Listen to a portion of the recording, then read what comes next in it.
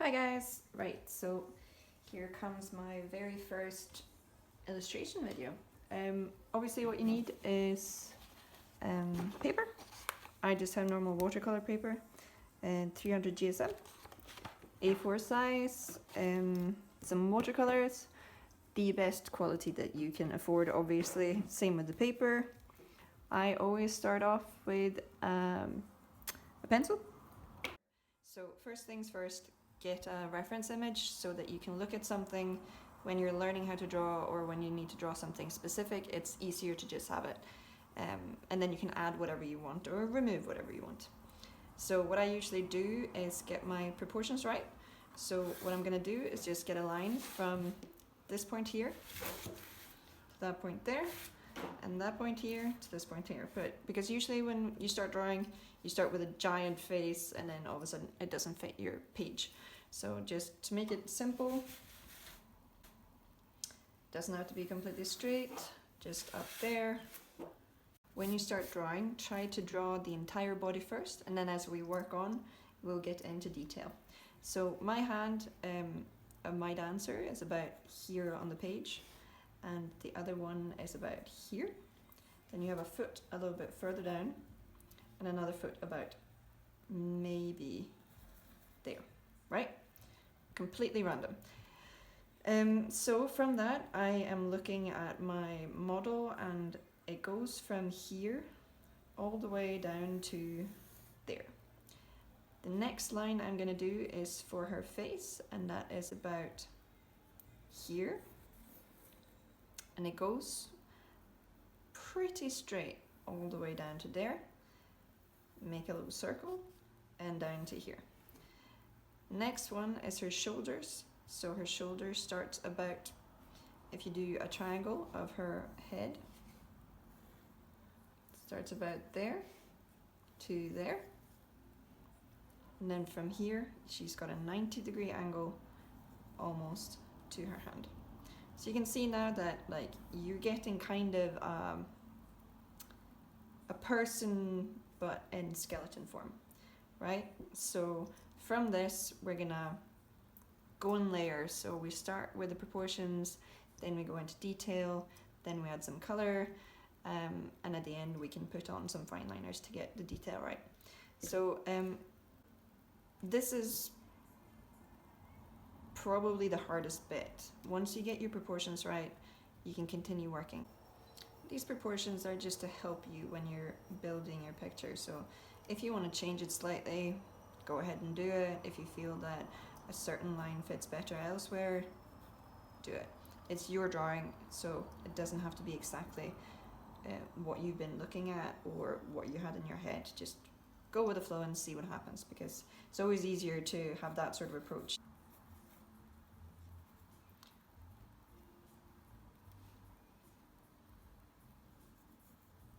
Normally you would just sort of face her straight forward and do a circle. Middle of the circle is where the eyes go. Middle of that again is where just above goes the nose and just below goes the mouth. But today she is facing away from me, so we're gonna do a slightly different thing. So I'm gonna draw kind of a circle.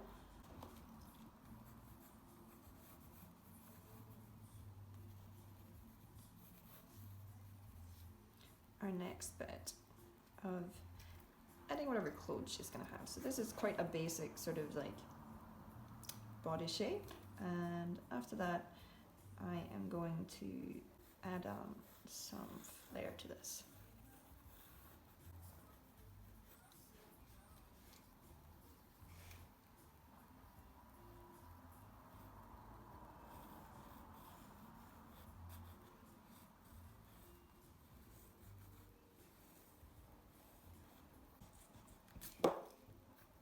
Right, here comes the fun part of erasing everything in between.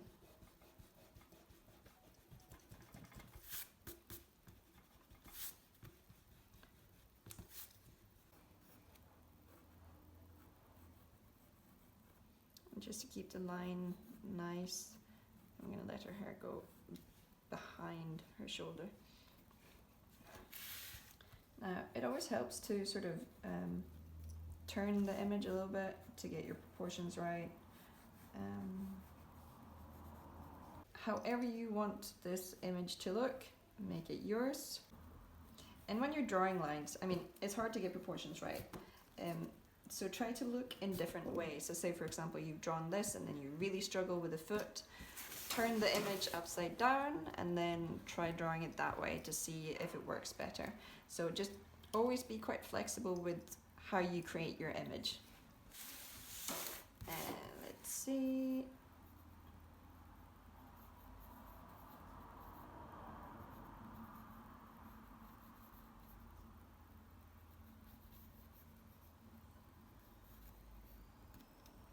I think that's pretty good. Right, time to paint a little bit. So what you need is water.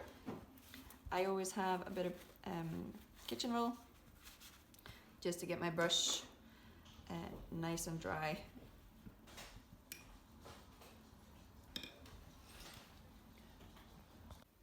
Just have fun with painting and see what happens.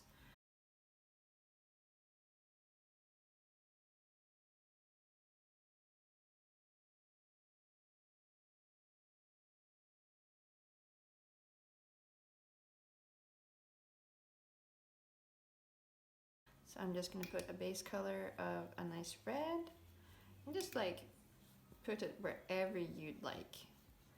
Doesn't matter where, doesn't matter how, just a lot of water and a base color.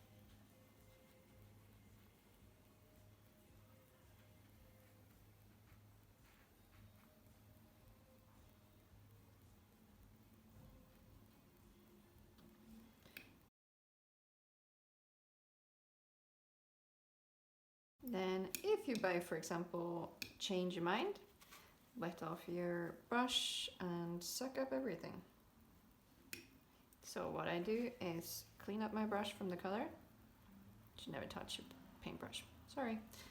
You just basically keep the tip down against the paper and suck up everything. That way you get rid of whatever color you put in. Now, it's important that you have the good kind of paper, because if you have any other kind of paper other than watercolor paper, this would just make a mess and make a hole into the paper. Right, so once you've added that, we can start applying some darker areas where you want the shade to be. The light comes from up here, that way everything further away from it should be darker. So areas like here, maybe this area here, should face away from the light, which makes it darker. So what I would do is just put in some color in the areas that I've just told you. And obviously her leg would come in here somewhere. Same with that leg. I'm not too happy about this coming out here, so we're just gonna do that.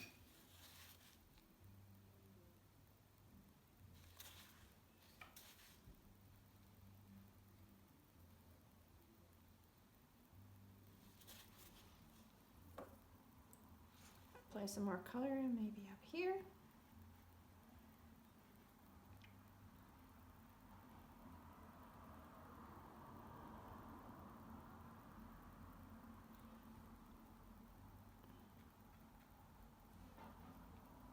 Maybe place with some mixes, so you could, for example, mix in some yellow here, place that further up.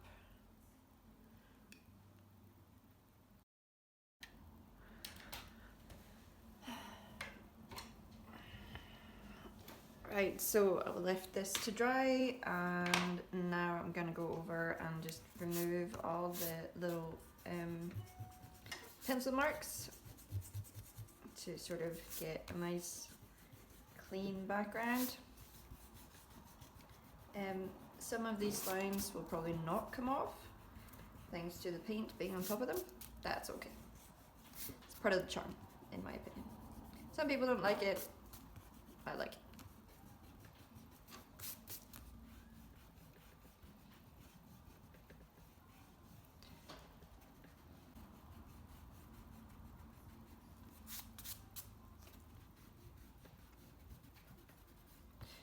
Right, so once this is done, I usually go over with the background, and in this one I think a really nice colourful background would be great. So I'm gonna work a little bit more on the shading of her skin, and after that we're gonna go over and do the final bits. So again, I'm just mixing whatever colours I feel like. Don't be scared of mixing colours in that you're not thinking are skin tones, so like blues, greens. Obviously most people think beige and pinks and blushes when you think of skin tones. Maybe terracotta coloured, basically ochre, from browns to whites kind of thing. But yeah, mix in whatever colour you feel like, and usually it just brings a little bit more life to the picture. So I'm gonna go over again with a nice big brush at the bottom where I want the darker areas to be, and for the 150th time probably I've said this, remember where your light is coming from. So as I said, my light is placed up here.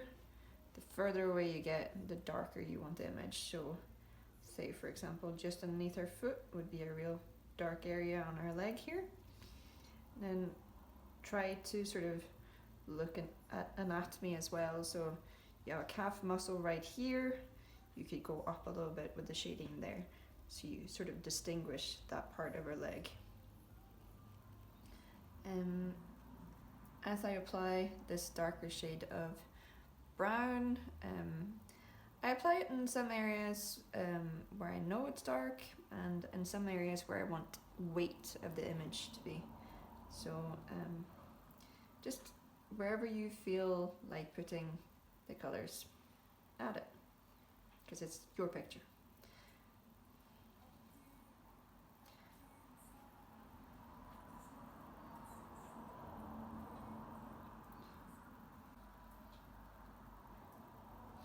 I quite like the fact that some parts can bleed into each other, so don't be scared of letting it be quite abstract when you go over to this dress part here.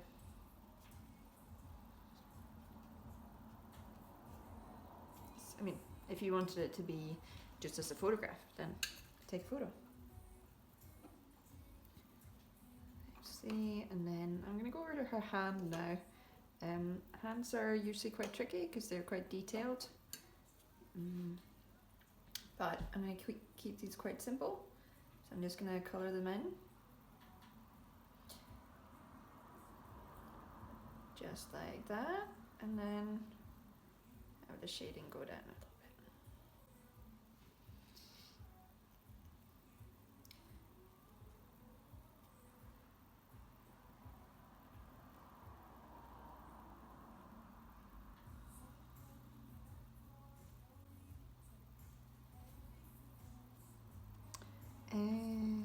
I've left her feet out as well, so I'm just gonna put on a pair of shoes on her basically. And I'd like them in quite a strong colour as well, just to make them pop.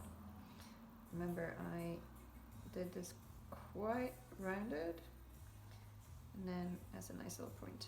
Now I'm leaving this area white because I still want the shape to be showing. If I put a lot of colour here, it would just blend into the dress and we would kind of lose the shape of the foot and that angle.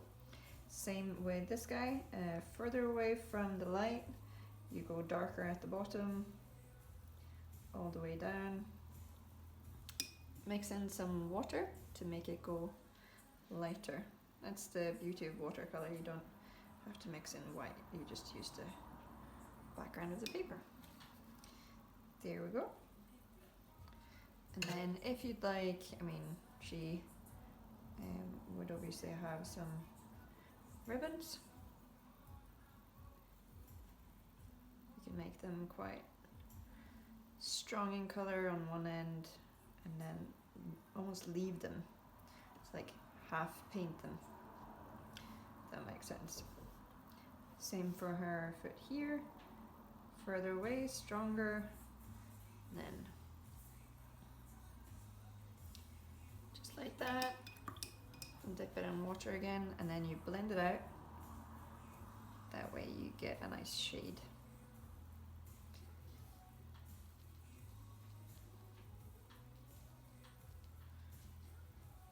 Wonder how many of you are bored of me talking. There we go. Okay, now I'm gonna put a little bit of yellow just by the edge here to give it a nice sort of shade. So for the dress and the shoes, I've sort of remained in the purples and pinks and reds and yellows. And for the skin tones, I've kept it to brown and blues, and for her hair, it's almost just blues and blacks. So you see when watercolor dries, it kind of goes grey, which is because of the fact of the paper in the background just coming through. So if you want it darker, you're gonna have to work quite a few times in trying to get this a nice proper black.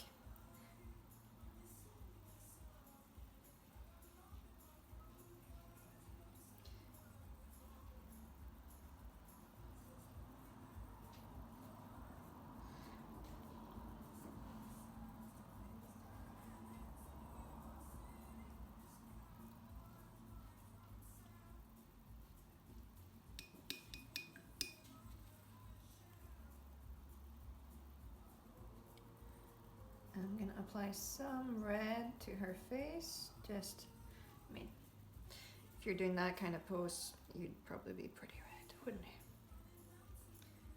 Nice and warm. And then I am going to have some fun with the background now.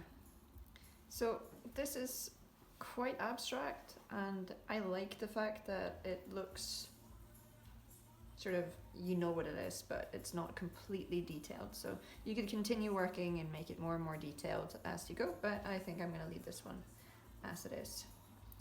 Now, background. Any suggestions of color? I think we're going to go for some nice light shades of yellow in the background. So quite a lot of water, just plonk it on. And then from that, you can just play around with it.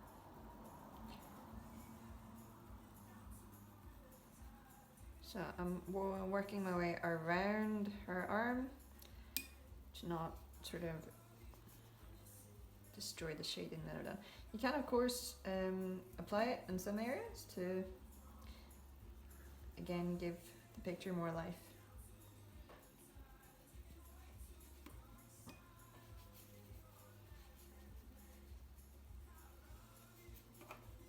There we go, and let's pop down some here.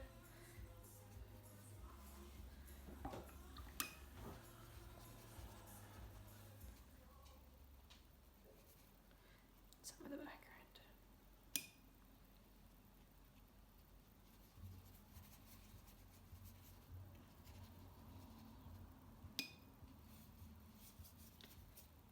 There we go, and I think we're almost done with this guy.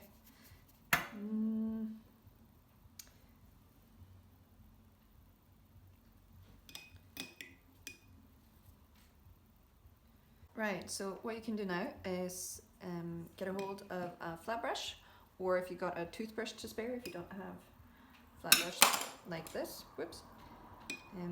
So what I like to do at the very end is to obviously cover the areas where you don't want any paint to be splattered. Then you basically pick one color, make sure you got quite a lot of water, and then just go. It's good if you make that noise as well.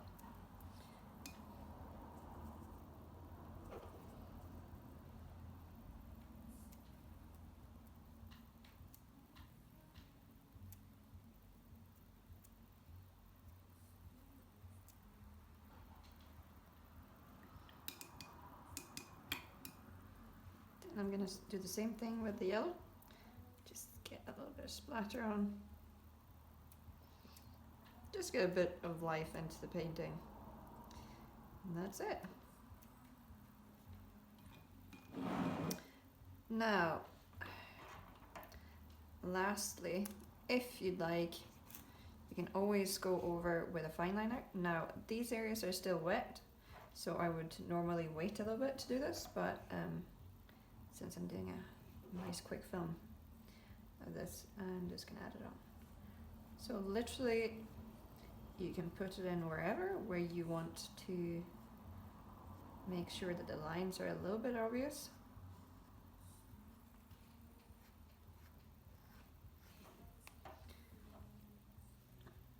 Or you can just leave it out if you'd like.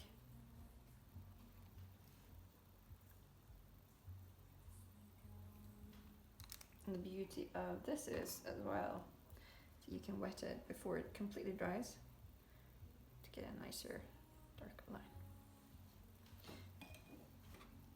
And I am going to use my smaller brush just to get some detail in her hair.